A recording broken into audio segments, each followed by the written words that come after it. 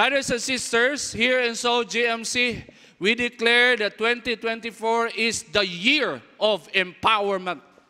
That's our declaration. That's our declaration. No, sa tanan na experience nato sa 2023, igsoon mao ni pinakanindot na gusto natong mahitabo sa Seoul GMC. Empowerment, literal empowerment. Kung basahon nimo sa Book of Acts, no, in the Bible, in Acts chapter 2, dito nimo nakita igsoon 120 lang ka believers. 120 lang ka believers ang present that time when they received the first empowerment of the Holy Spirit. And indeed, after the empowerment, God conquered the world. Literally. He changed the Roman Empire into a city of Pope. Muna ang Rome karon. Una kagamhanan ang empowerment. Umuna siya ato ang gusto mahitabo. Di sa magmatter, pila lang ta kabuok, igsoon. No, wala nag-uol ang Ginoo ni ana. Kay ang panlantaw sa Ginoo, dako kayo igsoon, God can conquer barangay just using one person. No, muna siya ato ang conviction for 2024. That God will use you mightily and powerfully. What to expect in 2024 in the year of empowerment? First, enablement of all the workers to win souls and make disciples for Christ. No, it is true we do soul winning and discipleship, and we don't rely to our system. Wata nagsalig sa tuang sistema igsoon. Ato ang saligan, empowerment. Amen? Ang pagpamuhat sa balaang espiritu, mao na to ang saligan igsoon. Nga ang tanang membro nga nay desire mga lagad sa Ginoo, gamhan sila. No, i-enable sila sa Ginoo nga pinaagi silang kinabuhi daghag maluwas nga kalag. Amen? Ato mga nag-desire nga magka-disciple, 2024 is your year, my dear brothers and sisters. Second, what to expect? Enablement of all workers to perform signs and wonders and miracles of healing in Jesus' name. Kini, muna siya ang gusto nako makita sad. Sa 2024, mapuno ta og testimonya nga ang matag usa gamiton sa Ginoo nga pinaagi sa mga kinabuhi igsoon ang mga kanser, mga ayo. Ganahan mo ana? Ang mga bakol makalakaw, ang mga buta makakita, ang mga bungol makadungog. No? Kung nakay ma-encounter nga patay sa dalan, mabuhi. Grabe yan na, pastor. Oh. Wala imposible, igsoon. If you are empowered by the Spirit of God, that signs and wonders and miracles will happen. Yung ka, pastor, imposible man kaayo ni, murag lisod tuuhan. Mao gani nang kailangan na itong empowerment. Kay lisod tuuhan. No? Lisod buhaton. Dili mabuhat sa tao, igsoon. Pero kaya buhaton sa Dios. No? So enablement of all workers to perform signs and wonders and miracles of healing in Jesus' name. Ikatulo, miraculous multiplication of financial providence among God's people for the benefit of the church and all its work. Ang ato ang expect sa year of empowerment, brothers and sisters, miraculous multiplication of finances. Say amen. Amen. Dawatag yun na igsuon. No? Kay masyak ka, mamaze ka. Nga basig 2024, mahimo kang millionaire. Kanahan mo na? Say gusto ana.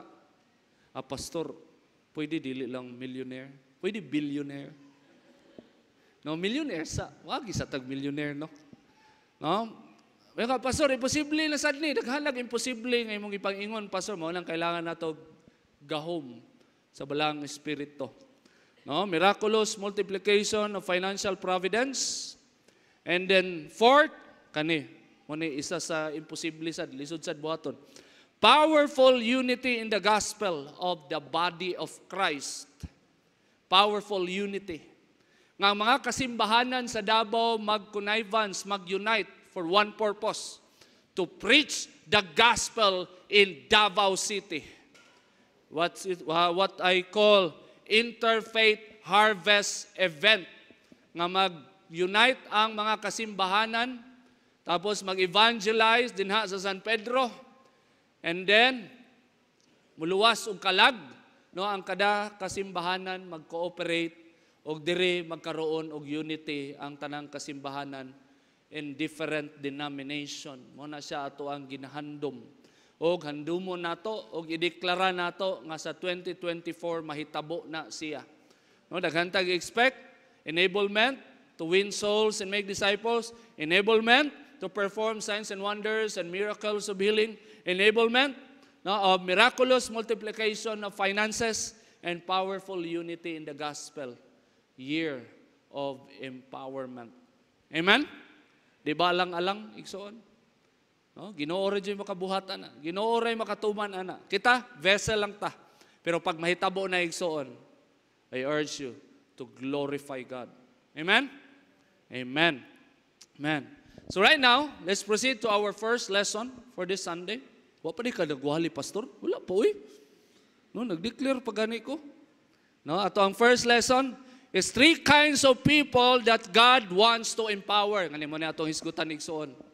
Na ay tulo ka klase nga tao nga gusto sa Ginoo i-empower. Pag wala ka aning tulo, di jud ka ma-empower. I tell you. Pwede ka mahimong Kristiyano, no? Pila na ka katuig sa Christianity, 10 years, 15 years, 20 years, pero pag wala ka aning tulo, igsoon, pag wala ni nag-exist sa imong kasing-kasing, I tell you, there will be no empowerment in your Christian life. So I want you to focus in our message. So the first kind of person that God wants to empower, especially this year, is a powerless person. Ingay mong katapad, are you powerless? A powerless person. My dear brothers and sisters, walay plano ang Ginoo nga mogamit og tawo nga kuyaw na daan. Walay plano ang Ginoo, ana. Walay plano ang Ginoo nga mogamit og tawo nga hawd na kayo mamaba daan bago niya pawalihon sa pulong. Namurag standard sa kalibutan na bago ka tuuhan sa tao sa kalibutan, kinahanglan kuyaw ka, kinahanglan influential ka, kinahanglan hawd ka, bright ka, kinahanglan graduhan ka, no? Nakay PhD, master ka. My dear brothers and sisters, the mindset of God is very different. No, the mentality of God is very opposite to our mentality.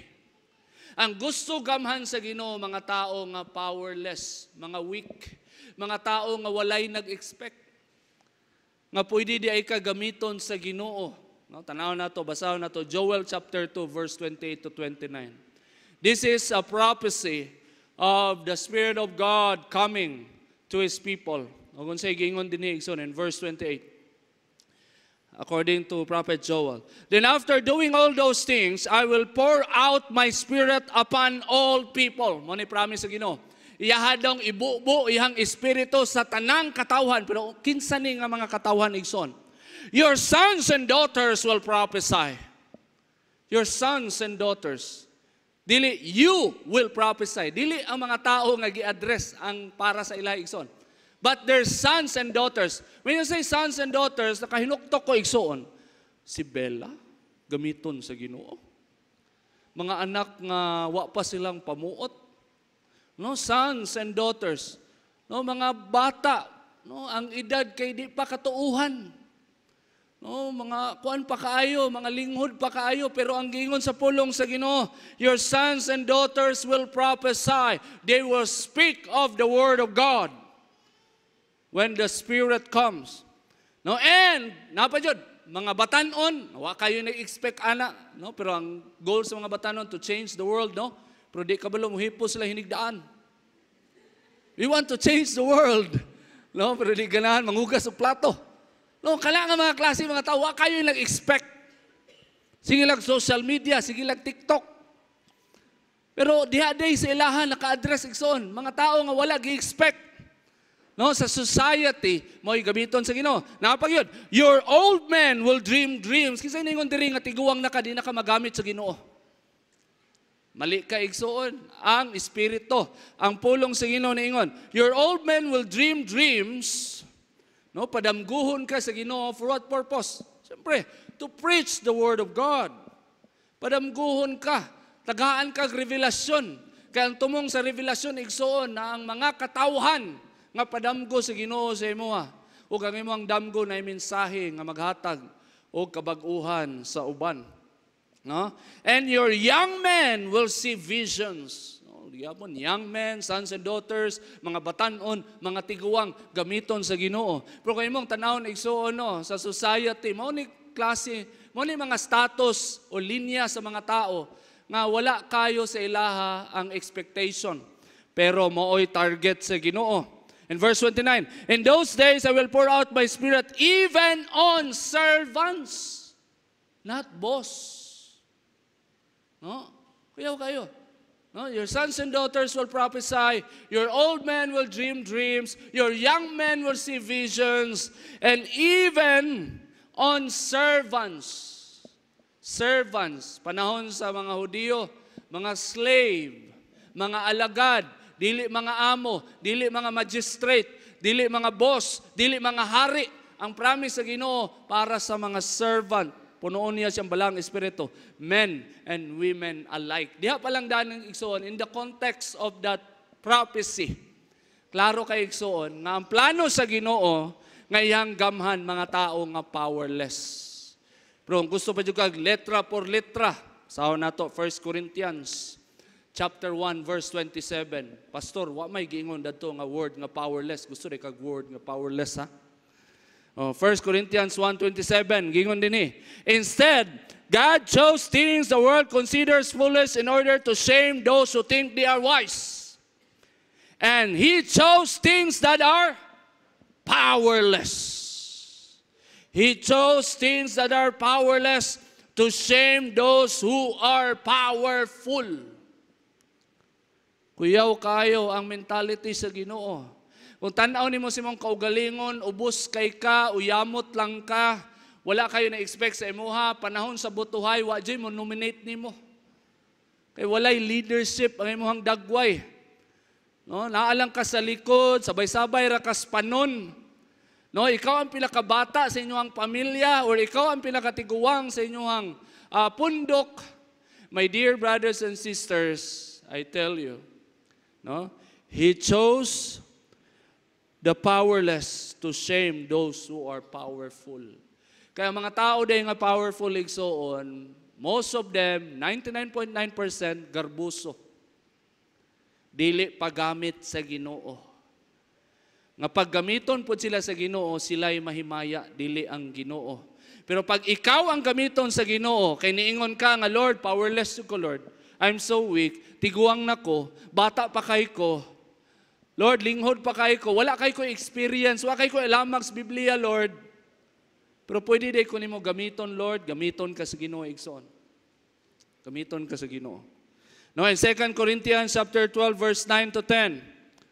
No, according to Apostle Paul, every time he experienced weakness, mo ni giingon sa iya sa Ginoo, my grace is all you need. My power works best in weakness. Mo din ni mixture igsoon.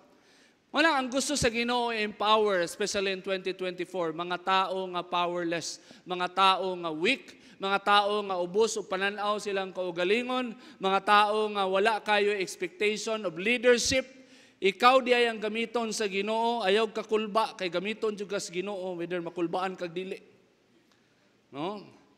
Wabot ang usa ka adlaw ni ana igsuon nga pabarugon ka sa Ginoo at tubangan sa mga tao o pabungaton ka sa Ginoo sa iyang pulong o ipabatbat sa imuha ang testimonya sa iyang pulong. No, mo nay plano sa Ginoo. No, wala siya plano nga gamiton ang mga gamhana na daan, mga hawd na daan, mga dato na daan, walay plano ang Ginoo gamiton sila. Kay kung gamiton manggaling sila, gusto sa Ginoo mapobre sa sila, gusto sa Ginoo mahimo sa silang powerless, gusto sa Ginoo mahimo sa silang broken bago sila tinud-anay magamit sa Ginoo. Amen? No? So tanang believe sa tao siyang kaugalingon gusto gubon sa Ginoo. Ngano man, tungod kay ang prinsipyo sa Ginoo igsoon, His power works best in weakness. Amen? No? His power works best in weakness. No, mo na giingon sa Biblia. So now, Apostle Paul said, I am glad to boast about my weaknesses. Dili mo ikaulaw nga ultimo ra ka. Dili mo ikaulaw nga pobre ka, igsuon ning kamot ra ka sa imong kinabuhi. Dili mo ikaulaw nga wala kay leadership. Dili nimo ikaulaw nga dili ka hawd mangabig og kalag, dili nimo ikaulaw na dili ka hawd mag-discipleship. Dili mo ikaulaw igsuon ang imong weaknesses. Instead, imuha nang itugyan sa Ginoo. No? So I'm glad to boast about my weaknesses so that the power of Christ can work through me. So tanang weaknesses nimo, tanang limitation nimo, pag imuha nang iyagyag sa tiilan sa Ginoo, si Kristo igsuon. No, muhatag og gahom kanimo. Verse 10. That's why I take pleasure in my weaknesses and in the insults, hardships, persecutions, and troubles that I suffer for Christ. For when I am weak, then I am strong. Amen. Ingnan mo katapat, you are strong. If you claim that you are weak, if you claim that you are very limited, if you claim that you are powerless, when you are in that situation, as long as you are in Christ, you will become strong in the Lord. Hallelujah. Thoughts to keep. God is not interested in empowering the powerful. Redundant na kayo. Empowering the powerful, very redundant. Sa grammar palang daan, di na magtunong. No? God is not interested in empowering the wise, empowering the powerful, empowering the rich. Kaya ang first motibo sa Ginoo para sa mga wise, intelligent, dato, hawd, kuyaw, lumpugon sana sa Ginoo. Putlon sa ang mga tiil, ana, hantod makaluhod og taman-taman sa Ginoo bago sila gamiton, igsoon. Pero ikaw, nga tanaw nimo, nakadiha, ubos kang status. My dear brothers and sisters, good news. Lord, kay di na ka kailangan putlag tiil sa Ginoo. Gamito na ka diretso. Nga naman, wa man kay ikapanghambog sa imong kaugalingon. Wa man kay ikapasigarbo. Wa man ka naghinambog at tubangan sa Ginoo. Ang imong ginaingon sa Ginoo nga, Lord, tiguwang na jud ko, Lord, pero gamita ko. Lord, bata pa kay ko, Lord, pero gamita ko. Lord, pobre kay ko, Lord, muna kay ko pamasahe mo simba, Lord, pero gamita ko, Lord. I-bless ang church. Unana nga klase nga tao ang gipangita sa Ginoo. God is not interested in empowering the powerful. Next, God intentionally chooses the powerless to show His power. Muna yung nakanindot, igsoon. No? Nga, pilion ka sa Ginoo, kay gusto niya ipadayag ang iyang gahom. Gusto niya makita sa kadaghanan ang gahom nga gikan sa iyaha. Dili mabahin ba? Dili kaingon imong silingan na, kana siya. No, hawd kay muwali sa una, hawd naman gina siya mong istorya. Pero makita sa mga tao, minsan kuyawan ng bata, oy, nagawali na sa pulong sa una nga di gyud na mutingog. Di na mutingog. Kuyawan ng tawhan, oy, pobre kay sa ilaha. Pero kusog kay mo donate sa church, gina-bless sa Ginoo, kuyawoy, Ginoo gina ba di gyud na sa iya.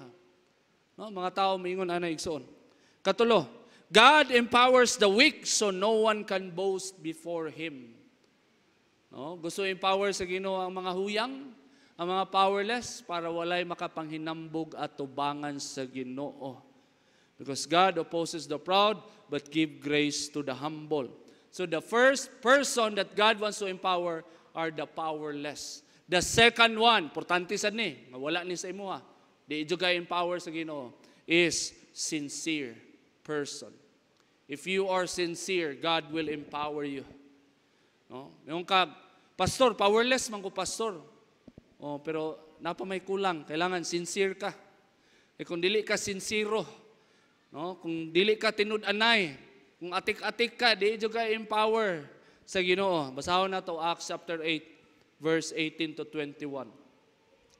Morning lugar, no, sa Samaria nga giadto ni Apostle Peter ug John, kay ang mga tao na baptismuhan na sa tubig, kay nidawat sila kang Kristo. No, in Acts chapter 8, verse 18, mo nigingon din when Simon saw Simon the sorcerer, no, sorcerer nga na-reach out.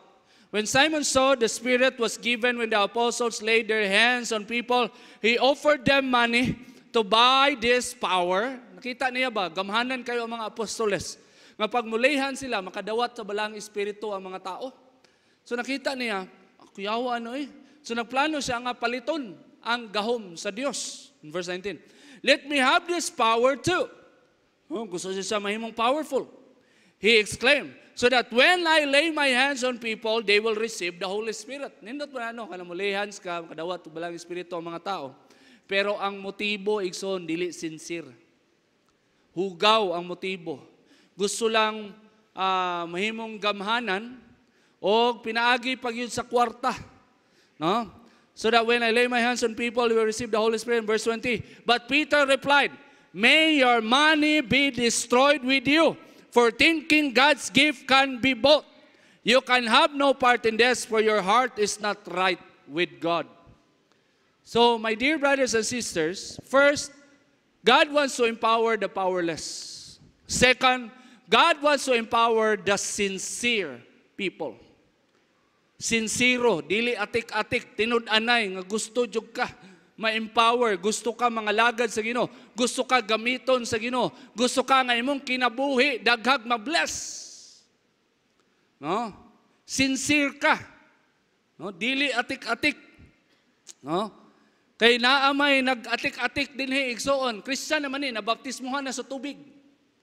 Pero ang kasing-kasing, wa pag yun nabag-o, gusto paliton ang balaang espiritu. Gusto paliton ang gahom sa balaang espiritu. Gusto ipaagi og kwarta ang empowerment. So giingnan sa ni Apostle Peter, you can have no part in this, for your heart is not right with God. So kailangan tama ang kasing-kasing. Mahimong tama ang ato ang kasing-kasing igsoon kung wala tay laing motibo. Lord, gamita lang jud ko, Lord. Unsay naa ko, Lord, unsay ako ang ma-offer, Lord, dawata o gamita ko, Ginoo, without any condition. Amen? Kaya daghang mga Kristohanon karong panahon na igsoon, maingon sa Ginoo nga, Lord, pagtagaan ko nimo og uyab, magpagamit jud ko nimo. Mang-reach out og mga nay-uyab. Lord, kung tagaan ko nimo balay, Lord, magpagamit jud ko nimo.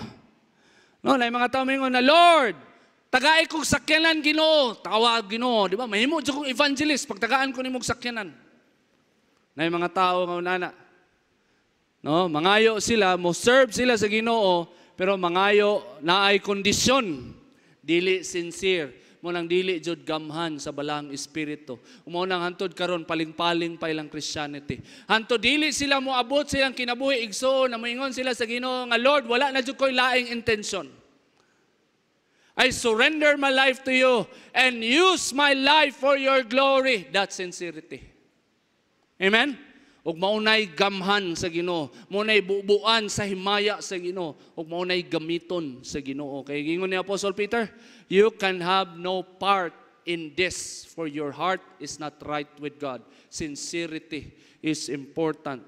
2 Corinthians chapter 2 verse 17. Gingon din ni Igsoon, Apostle Paul said, you see, we are not like the many hucksters who preach for personal profit. Ningon si Apostle Paul, dili mi parehas sa kadaghanan nga muwali para mangwarta. No? So sukwahi gyud ay di gyud na kontra gyud si Apostle Paul ana. Kanang muwali ka sa bus tapos pagka magwali mo tunol kag sobre. Kontra si Apostle Paul ana. Kontra ang Biblia ni ana. Kay gingon dire, we are not like the many hucksters who preach for personal profit. Kinsa naka-encounter ana? Ko sa kadaghan o ka-encounter ani. Sa kay kog basa una na muwali. Tapos sadlukon ka wala mo kabalo kung kanung sa mo mamatay, ang impierno, maimpierno mo baala. Pagka magwalik impierno, hatag dag sobre. Sa man yung sobre? Abi na kog kitay tagaan. Kita day pangayuan. Maimpierno na gani may pangwaan pag yun may kwarta.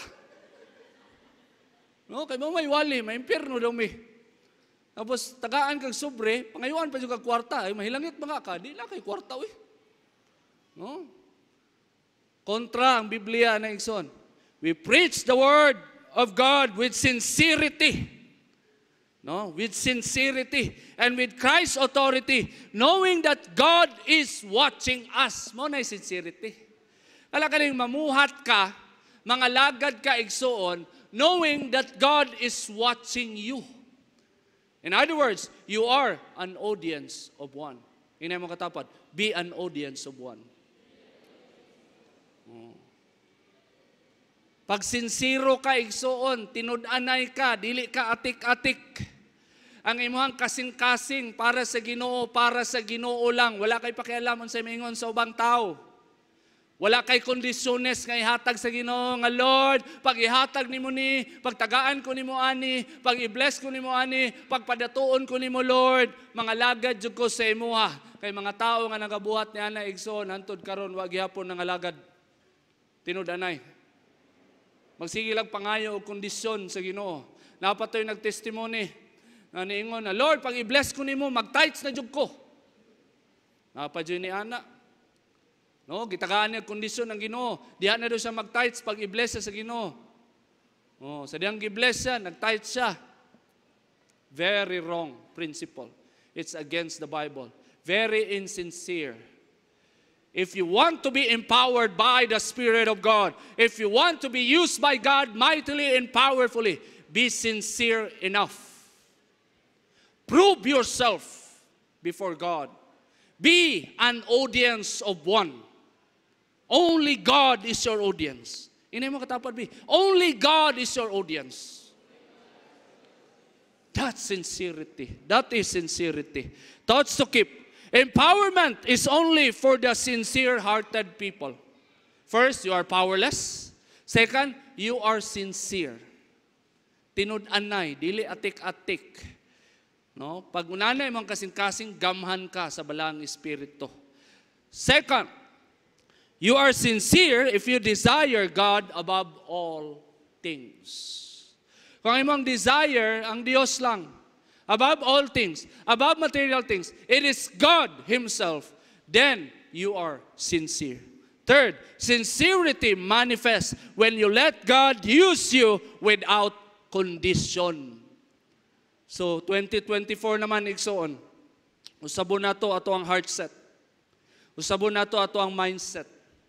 Pag moingon ta nga Lord, gamita ko, ayaw tagaay kondisyon ang Ginoo. Kung naa kay pangayoon sa Ginoo, pangayua lang, pero ayaw siya gamita nga kondisyon para mangalagad ka. So unsaon nimo pag-ampo, Lord, bless me, give me good business, prosper me, increase my finances, increase my life, no, increase my disciples, and Lord, use me mightily, powerfully. Just ask God for blessing. Pangayo sa Ginoo, panalangin. Panalanginan jud ka sa Ginoo. Pero mangalagad ka sa Ginoo, walay kondisyon. Igsoon. Amen? Whether you are blessed or not, you will serve the Lord. Because you are sincere. And God will empower you. No? The third person that God wants to empower, especially this year. First, powerless. Sincere. Second. Third is willing. If you are willing, then God will empower you. No, in Isaiah chapter 6, verse 5 to 8, Moning atak na nga si Isaiah nakareceive og revelasyon gikan sa Ginoo. Nakita niya ang himaya sa Dios nga naglingkod sa trono. No, o grabe kayo ang revelation ngayang na-experience. Og mo na yung gingon in verse 5, and I said, it's all over. I am doomed, for I am a sinful man. I have filthy lips, and I live among a people with filthy lips. Yet I have seen the King, the Lord of heaven's armies. Mo din ni mahitabo ikson. If you experience a legit revelation from God, it will cause you to repent. Pag makita nimo ba si Jesus face to face, dili lang mo yung nadyo ko yung revelation. Same sa ginabuhat sa mga taga-Amerika karon, daghan kay libro ginabuhat. Pero tanawa ang mensahe sa mga revelation nga libro nga imong basahon igsoon. Kaya ang biblical revelation, once you encounter the King of Kings and the Lord of Lords and the Creator of the universe, it will expose how sinful you are, and it will cause you to remorse and repent in the presence of a holy God. Umuna na experience ni Prophet Isaiah in verse 6. Then one of the seraphim, kaning seraphim, angel ni siya nga naay unom ka pako, tulo ka parisan nga pako. No? Then one of the seraphim flew to me with a burning coal. He had taken from the altar with a pair of tongs. In verse 7, he touched my lips with it and said, see, this coal has touched your lips. Now your guilt is removed and your sins are forgiven. So gipasaylo si Isaiah. First, na-realize niya nga makasasala siya o nahadlok siya nga mamatay. Kay nakita niya ang balaan sa tanang balaan. Pero gilimpyuhan siya sa Dios. O kung mo unsay amazing ani igsoon? Kung mo unsay amazing? In verse 8. Oh, manigingon. Then I heard the Lord asking, whom should I send as a messenger to these people? Who will go for us? Kuyaw kayo igsoon. Si Isaiah the prophet, he encountered the Lord face to face. And he experienced a very important experience that all believers should experience. The born again experience, repentance. So naghinulsol si Isaiah. Nakaingon siya siyang kaugalingon nga makasasala siyang dako, dili siya perpekto. O gilimpyuhan siya sa Ginoo. Pero after siya gilimpyuhan, gipasaylo sa Ginoo, wala siya gipugos sa Ginoo. Wala siya giingnan nga, oy, Isaiah, gilimpyuhan na baya ka, lakaw na. No, unsa pa imong gihulat, Isaiah? No, wala naninghag ang Ginoo, ang pastor lang. No, wala man kayo nabasa. No, pero unsay giingon sa Ginoo, nangutana pa ang Ginoo, kuyaw kayo. No, gilimpyuhan na ay vessel nato, siya ra isa, kawa may laing audience. O wala lang audience, murag rhetorical question. After siya gilimpyuhan mo, nagipangutana sa Ginoo, whom should I send as a messenger to these people? Who will go for us? And nasa nakadiya tungod. Yan ay nangutana sa trono. Yung na, no, ikaw tong tao dito, gilimpyuhan ka, tanang sala nimo gipapas, tanang guilt gipapas, tanang binuhatan nimo gi-erase instantly. Pero wala ka pugsa sa Ginoo. Nangutana lang ang Ginoo, kinsa man ang atong ipadala.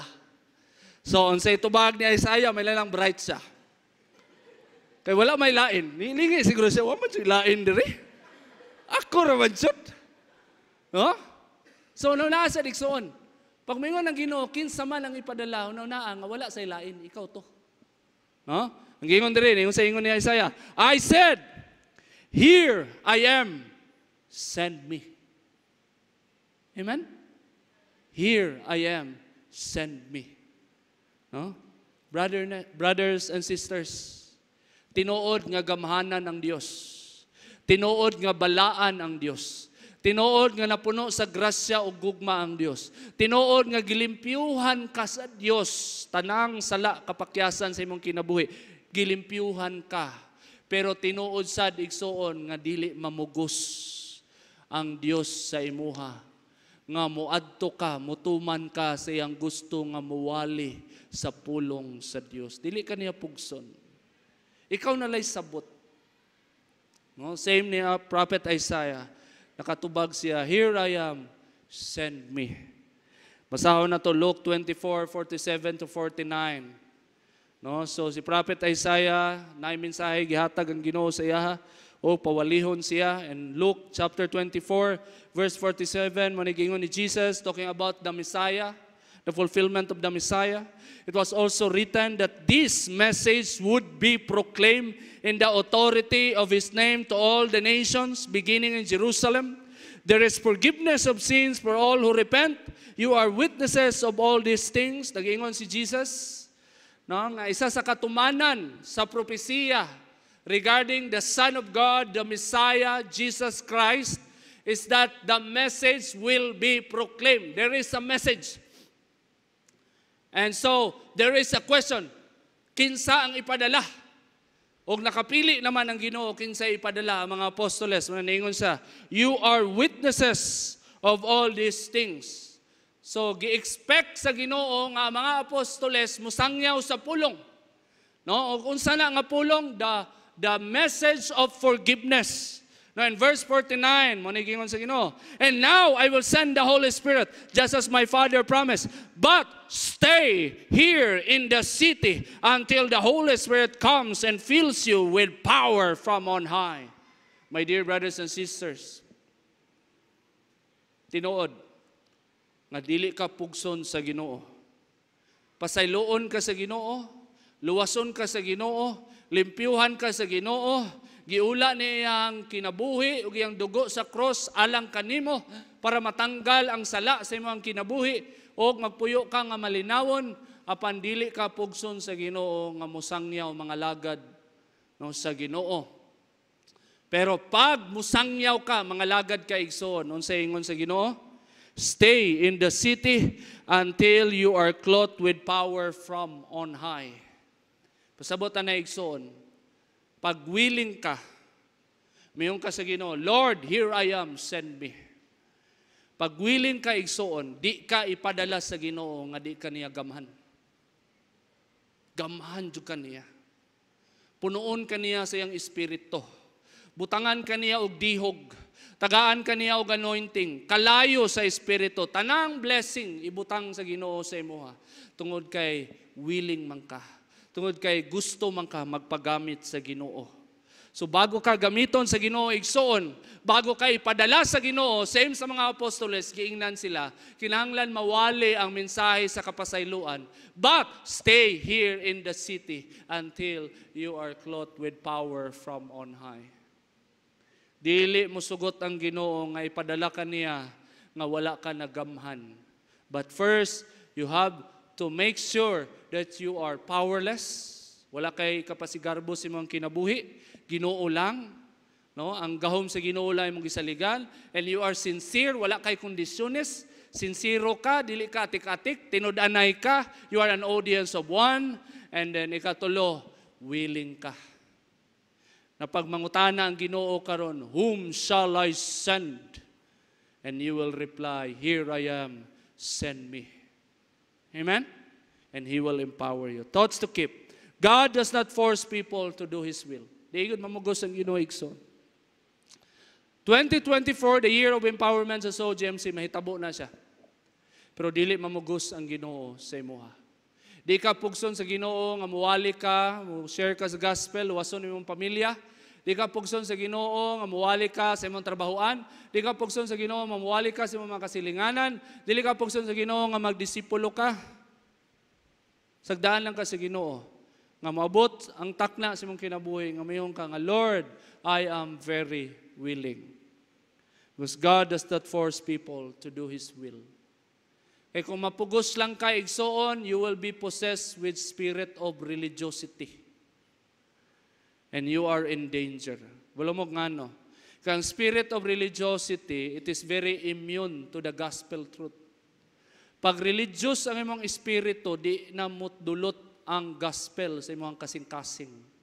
Kaya ng imong una-una igsoon, no, religiosity, legalism, nibuhat ka og butang kay gusto ka daygon sa tao, naningkamot ka kay gusto ka mahilangit, mo na religiosity. No? O gayaw sagdi nga moabot ka diha nga punto igsoon. No? Just tell God, no, I surrender my life to you, Lord. And here I am, send me. And next, if He finds a willing heart, He will make it clean. Pag na makita ang Ginoo nga willing di ka magpagamit sa Ginoo igsoon, limpyuhan ka niya. Bisag unsa pa kadaot ang imong kinabuhi, bisag unsa pa kaayuhonon imong karakter. Pag na nakita ang Ginoo sa imong kasing-kasing nga willing ka magpagamit igsoon, limpyuhan ka niya. Same kay Prophet Isaiah. Wa pa siya gisugo, pero nakita sa Ginoo nga willing jud ning tawhana. Gilimpyuhan siya sa Ginoo. No? Third, if God uses you, He will empower you. Pag gamiton ka sa Ginoo, gamahan jud ka sa Ginoo. Ang pangutana lang sa Ginoo, ang kusog ba nga imong gigamit, iya ba sa Ginoo or imuhang sariling kusog? Kay kung imuhang sariling kusog, mag-fail ka.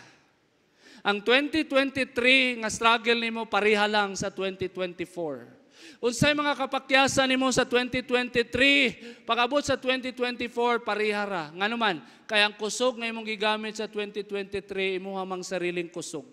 Pero pag ang kusog nga imong gamiton, kusog nga gikan sa Dios, I tell you, 2024 will become your year. This is the finest year of your life, if you will let God use you mightily and powerfully. Word to remember, to advance the kingdom of God, the church must be truly clothed with power from on high. Empowerment will only come to people who are powerless, sincere, and willing to answer the call of bringing the gospel message to the ends of the earth. Ang simbahan, so GMC, di mo prosper pag wala empowerment. I tell you. Maparihas ta sa ubang simbahan.